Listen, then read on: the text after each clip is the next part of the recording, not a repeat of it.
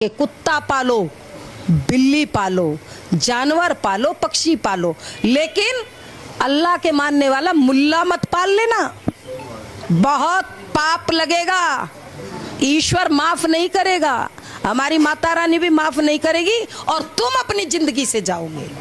দেখেছেন এমন দায়িত্ব নিয়ে বলছে যেন মুসলমান এদের প্রতি ভরসা করে বেঁচে আছে। এমন দায়িত্ব নিয়ে বলছে যেন মুসলমানকে পুষে রেখেছে।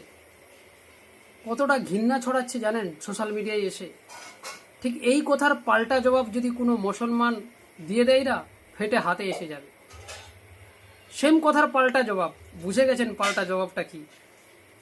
এরা গলায় মালা নিয়ে মাথায় তিলক কেটে বাবা বাবি সেজে এরা এই ধরনের বায়ান রাখে, ফেসবুকে হিন্দু মুসলমানের লড়াই লাগিয়ে দেয়। আপনারাই চিন্তা করে বলুন তো, বুকে হাত দিয়ে, যে সমস্ত হিন্দু সনাতন ভাইরা আমার ভিডিও দেখছেন, বলুন না হিংসা কারা ছড়াচ্ছে, কারা দাঙ্গা চায়? মুখে যা আসছে তাই বলছে, এমন ভাব দেখাচ্ছে যেন এর দয়ায় বেঁচে আছে মুসলমান।